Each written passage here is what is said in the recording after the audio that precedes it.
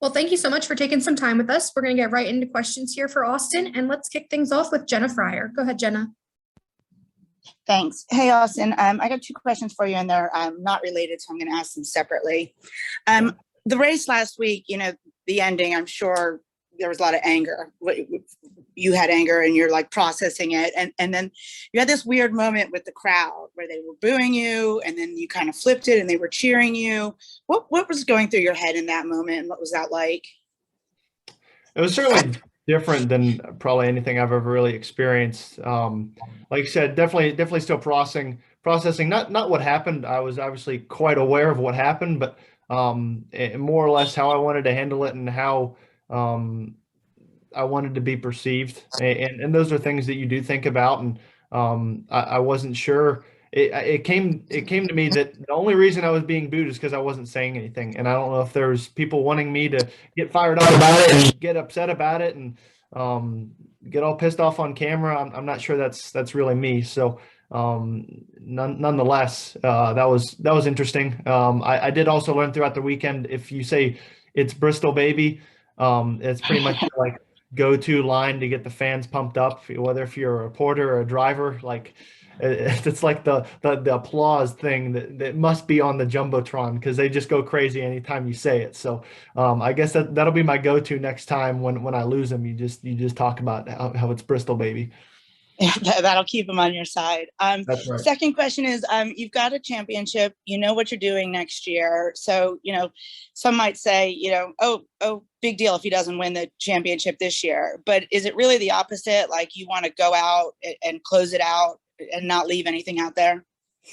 Yeah, I'm way too competitive for that. I haven't even honestly thought about 2022 with the exception of kind of some next gen tests that are coming up. But otherwise, I'm pretty focused on this, whether if it's for myself and my own personal reasons and my own personal motivations, or for my team as well. I've been with the same group of guys throughout the majority of my Xfinity career, and I wouldn't be the driver I am without them. So I'm excited to try and finish this off on the highest note possible. Thinking about growing together. Brian Wilson, my crew chief, they just had their first kid, a couple days ago. So, a lot of fun things are changing and happening for us as a group. But at the same time, there's no better motivation than something like last week and bringing fast race cars to try and go out and do our jobs. I think there's a lot to fight for.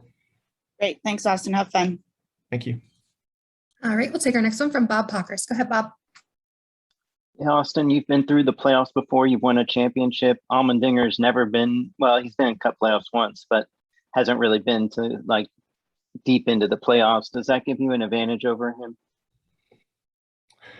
I think yes and no. Mostly no. I mean, he's a professional. He's done this his entire life. I mean, a lot longer than I've been driving race cars. So I'm not particularly concerned about racing just one individual car. For us, it's the road to Phoenix. Nothing else really matters. So that's their biggest mountain to overcome, and it's our biggest mountain to overcome. And if we get into the Final Four, I think perhaps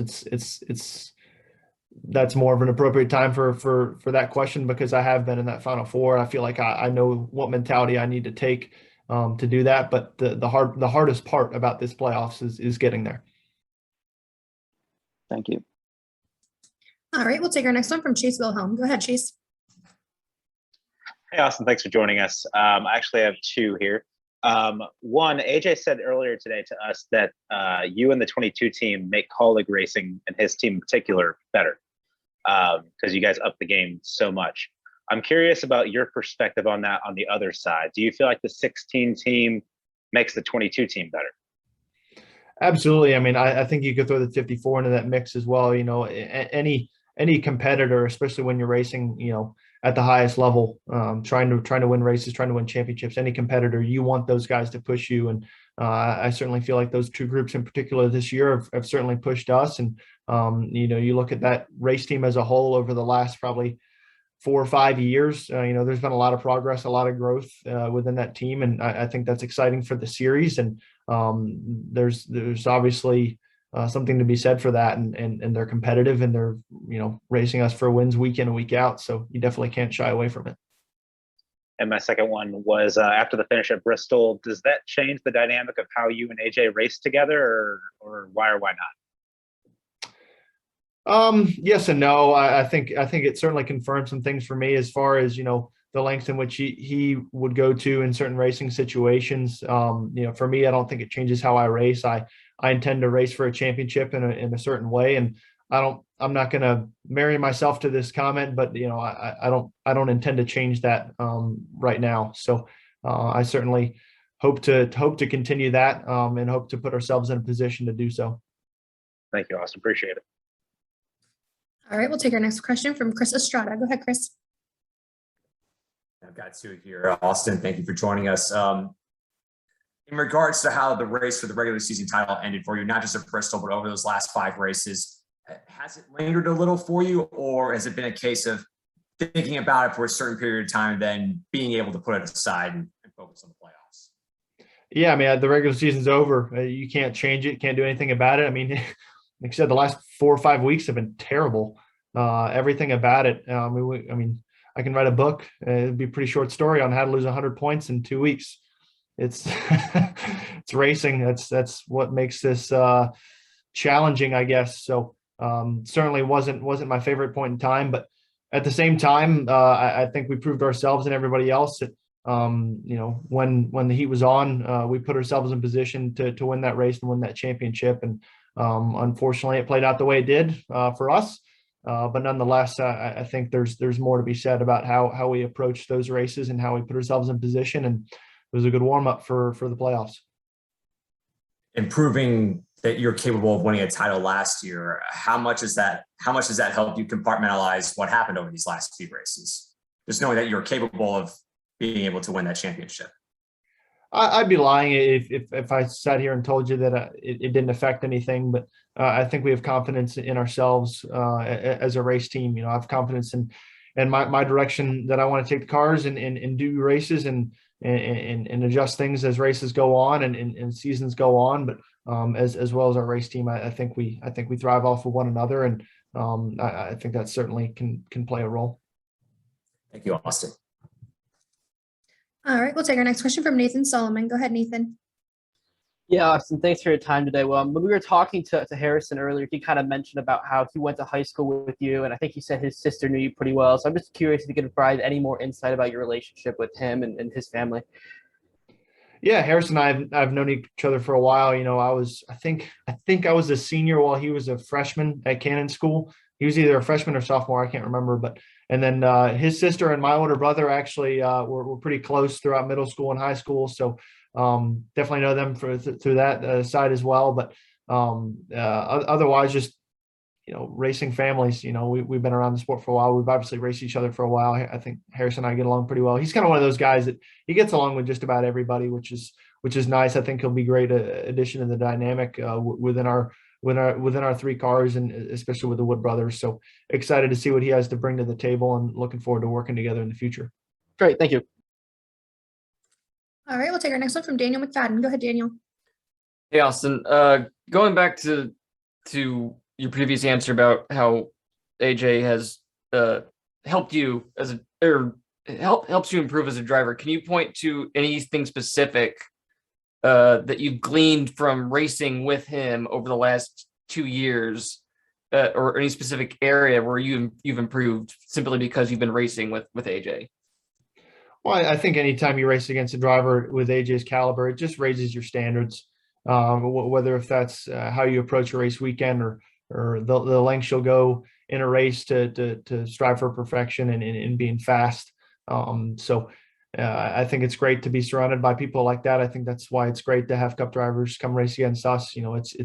It's like when you put like the regular person in with the Olympians and they go run the 100-meter dash. If that's ever happened. But yeah, I think it's always great to get a little perspective. That always helps quite a bit, and that helps on the other side too. If you're able to not just equalize that, but overcome that, it certainly does a lot of great things for you to have something to compare to and those around you. So I think that specifically, I think AJ and I have, in general, I think we have a pretty good relationship. I mean, we did talk after Bristol, and I think I understand where he's coming from. I I think there's something to be said for where he's at in his life and his career and how motivated he still is. I think for anyone that knows him, that's not much of a surprise, but I think he's hungry as ever, and I think he doesn't care what anyone else thinks, and I think that's fun because he knows he's kind of definitely more at the end than he is at the beginning.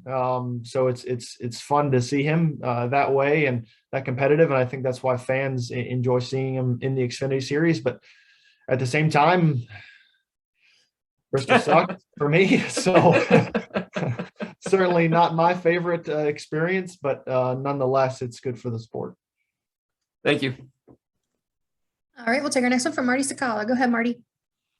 Thanks, Marissa. Hey, Austin. Appreciate the time. I want to ask, I know post race, you said that you and AJ, you and Colleague Racing, I should say, share the same plane. I'm just curious, how was the conversation with AJ post race, or was there none?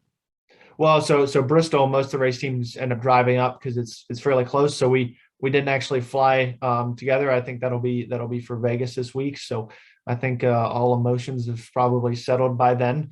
But yeah, it's been it's a good dynamic. I feel like it's definitely two contrasting race teams. I say that in the most positive sense, but it's yeah, certainly a dynamic that's played out throughout the year. Sorry about the camera. The cat turned it off on me. But second question, as you get ready to move up to Cup next season, what do you take away from these past few seasons in Xfinity full time? Well, I think more than any other race series, and there's a few reasons why, and I'll touch on them.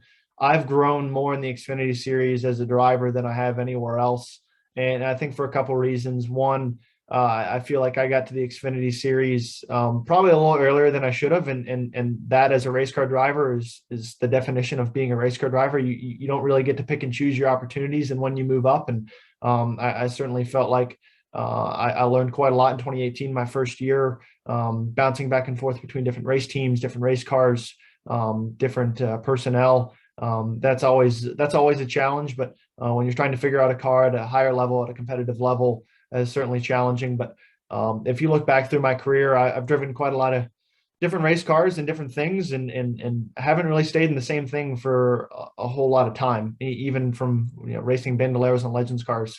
So this is the longest I've ever stayed in the same race series, the same race car, really being able to kind of perfect my craft and work on small details and refine those. And I feel like that's what it takes to be at the top level. That's what it takes to be the best of the best. It's being able to refine those small details, and to have the opportunity to do that with Team Penske and Roger being able to stick by us and push this program forward and let me get the most experience that I've had. And I think it's certainly made me as ready as I probably could be to go race in the Cup Series. So I think for those reasons, racing the Xfinity Series has certainly made me a better driver, and definitely have a lot more that I want to fight for the next couple of weeks, and looking forward to doing that.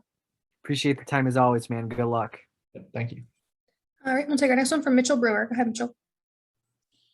Austin, everyone talks about how this round's kind of the wild card of the playoffs, but you've experienced it in that second round where it can be just as much of a wild card as this one. Do you feel like you kind of always have to be on top of your game and get as many points as possible to succeed in this playoff format? Yeah, I certainly think so. Like you said, this round is certainly the wild card round as far as racetracks go. But to your point, I have not left Kansas in a playoff race without a destroyed race car. So I know it's a round away, but I'm already worried about Kansas. It's sleep with one eye open, I guess. But certainly a challenge, and I think for us as a race team, the mile and a half racetracks have actually probably been our weakness if we've had one this season. So Vegas, yes, being probably the one racetrack that's probably the most normal, and being able to control your destiny and all that. I think at that point, for us, it's certainly a gauge for how we've improved throughout the year. I think the Roval is probably the most straight up race, as far as predicting and controlling our destiny. And then Talladega is certainly the wild card. I think overall our super speedway program has been really strong this year, and I feel like I really understand the package with this car, and I'm excited to hopefully be able to have that play out. I think Riley Herbst and I have really grown a relationship throughout the year. especially on these types of racetracks. And I think it's all been in a build up to this playoff race in Talladega, as well as with Ryan Sieg. Obviously, they're not in the playoffs, but I certainly expect to work with them again as the Fords usually do. So looking forward to that. Looking forward to a whole season worth of work paying off, not just on the mile and a half, but as well as at Talladega.